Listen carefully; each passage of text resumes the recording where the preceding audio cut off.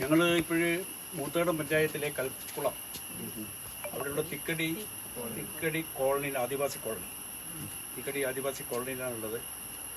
വളരെയധികം ദയനീയമായിട്ടുള്ളൊരു സ്ഥിതിവിശേഷമാണ് ഇവിടെയുള്ളത്. ഏതാണ്ട് 26ഓളം കുടുംബങ്ങൾ ഇവിടെ താമസിക്കുന്നുണ്ട്. അവർക്ക് ആ താമസിക്കുന്നിടത്ത് ഇതുവരെ ഒരു അവകാശവും കിട്ടിയിട്ടില്ല, പട്ടയം കിട്ടിയിട്ടില്ല. ഭൂമിയുടെ മേലെ താമസിക്കുന്ന വീടിൻ്റെ മേലെ ഒരു അവകാശമില്ലാതെ ഒരു അനാഥമായിട്ട് കിടക്കുന്ന ഒരു സാധാരണ മനുഷ്യന്മാരാണ് ഇവിടെ ആദിവാസികൾ. അപ്പോൾ അവർ എത്രയോ വർഷങ്ങളായിട്ട് ഇവിടെ കഴിയുന്നു. വളരെ അങ്ങേയറ്റത്തെ അനാസ്ഥയാണ് ഈ പാവപ്പെട്ട ആദിവാസി കുടുംബങ്ങളോട് ഇവിടുത്തെ ഗവൺമെൻറ് കാണിച്ചുകൊണ്ടിരിക്കുന്നത്. ഇവിടെ വനം വകുപ്പുണ്ട്, റവന്യൂ വകുപ്പുണ്ട്, ആദിവാസി ക്ഷേമത്തിനുള്ള വകുപ്പുണ്ട്.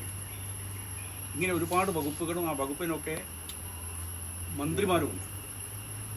പൊതുജനങ്ങളുടെ ഖജനാവിൽ നിന്ന് തിന്നു മുടിക്കാനല്ലാതെ ഈ പാവപ്പെട്ട ആളുകളുടെ ഈ സ്ഥിതിക്ക് ഈ ഒരു ആവശ്യം ഇതുവരെ അവർ ശ്രദ്ധപ്പെട്ടിട്ടില്ല.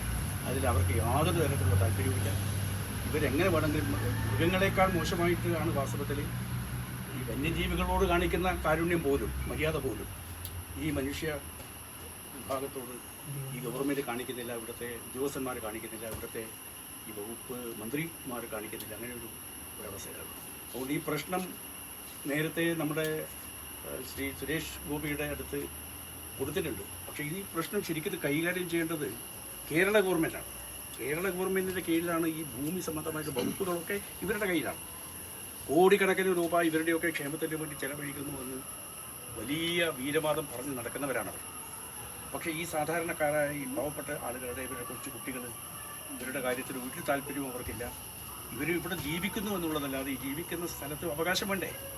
ഇവർക്ക് പട്ടയം കൊടുക്കണം. അടിയന്തരമായ ആവശ്യം ഇവരുടെ ഭൂമിയിൽ അവർക്ക് പട്ടയം കൊടുത്ത് ഉടമസ്ഥാവകാശം അവർക്ക് ഉറപ്പിക്കാൻ ആവശ്യമായിട്ടുള്ള നടപടികൾ സംസ്ഥാന ഗവൺമെൻറ്റിൻ്റെ, റവന്യൂ വകുപ്പിൻ്റെ, അതുപോലെ വനം വകുപ്പിൻ്റെ ഭാഗത്തു നിന്ന് അടിയന്തരമായിട്ടുണ്ടാകും. ഓരോ പ്രശ്നങ്ങളുണ്ടായി ഇവിടെ വന്യജീവികളൊക്കെ വന്ന് സാധാരണക്കാരായ മനുഷ്യരെ കൊല്ലുകയാണ്. ആ കൊല്ലുന്ന സമയത്ത് പ്രസ്താവനയുമായിട്ട് വന്ന് ജനങ്ങളുടെ കണ്ണിൽ കുടിയിടുന്ന മുതലക്കണ്ണീർ ഒഴുക്കുന്ന നിലപാടാണ് ഇവിടുത്തെ കേരളത്തിലെ ഈ മന്ത്രിമാരും ഇവിടുത്തെ ഗവൺമെൻറ്റും ഇവിടുത്തെ മുന്നണിയും ഒക്കെ സ്വീകരിച്ചിട്ടുള്ളത്. ഇത് മാറ്റം വരുത്തണം. ഈ മണ്ണിൻ്റെ മക്കളാണ് ഇവർ.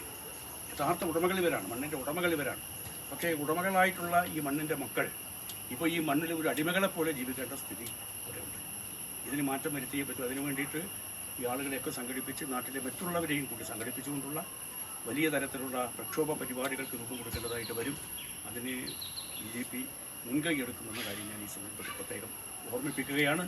മാത്രമല്ല ഈ ആളുകളുടെ കാര്യത്തിൽ ഇത് സർക്കാർ വെള്ളത്തിൻ്റെ കാര്യം അത് വളരെ ഇവർ വാസ്തവത്തിൽ വളരെ പ്രധാനപ്പെട്ട ഒരു കാര്യം ഈ അമ്മമാർ പറഞ്ഞിട്ടുണ്ട്. അത് അവർ കേൾക്കാൻ തയ്യാറാവണം.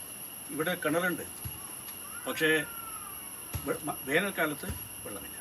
വെള്ളം എപ്പോഴാണോ ജനങ്ങൾക്ക് ആവശ്യം, കുടിവെള്ളം എപ്പോഴാണോ ജനങ്ങൾക്ക് ആവശ്യമുള്ളത്, ആവശ്യമുള്ള സമയത്ത് വെള്ളമില്ല. വെള്ളം വറ്റുന്ന ഒരു കിണറാണ് ഇവിടെ കുഴിച്ചു വെച്ചിട്ടുള്ളത്. ജലജീവൻ മിഷൻ്റെ പൈപ്പ് ഇട്ടിട്ടില്ല. ജലജീവൻ മിഷൻ്റെ പൈപ്പ് ഇവിടെ ഇട്ടിട്ടില്ല. അപ്പോൾ നോക്കൂ, ഇവരൊരു മനുഷ്യരാണെന്നുള്ള ഒരു ഒരു ഒരു ഒരു ഒരു ഒരു പരിഗണന പോലും ഇല്ലാതെ അങ്ങേയറ്റത്തെ ക്രൂരമായിട്ടുള്ള നീതികേടാണ്. മനുഷ്യത്വം തൊട്ടുതെറിച്ചിട്ടില്ലാത്ത നിലപാടുകളാണ് ഈ കേരളത്തിലെ ഈ ഗവൺമെൻറ് ഈ പാവപ്പെട്ട മനുഷ്യരോട് കാണിക്കുന്നത്. ഇത് അവസാനിപ്പിക്കണം. ഇത് അവസാനിപ്പിക്കുന്നതിന് വേണ്ടിയിട്ടുള്ള അതിശക്തമായിട്ട് അത് ഇവരുടെ കൂടെ ഇവർ മാത്രമല്ല ഉണ്ടാകുക. നാട്ടിലെ നമ്മളുടെ BJPയുടെ ആയിരക്കണക്കിന് ആളുകൾ അണിനിരത്തിക്കൊണ്ടുള്ള വലിയ രൂക്ഷമായ പ്രക്ഷോഭത്തിലേക്ക് നാളെ പോകേണ്ട സ്ഥിതിയാണ് വരുന്നത്.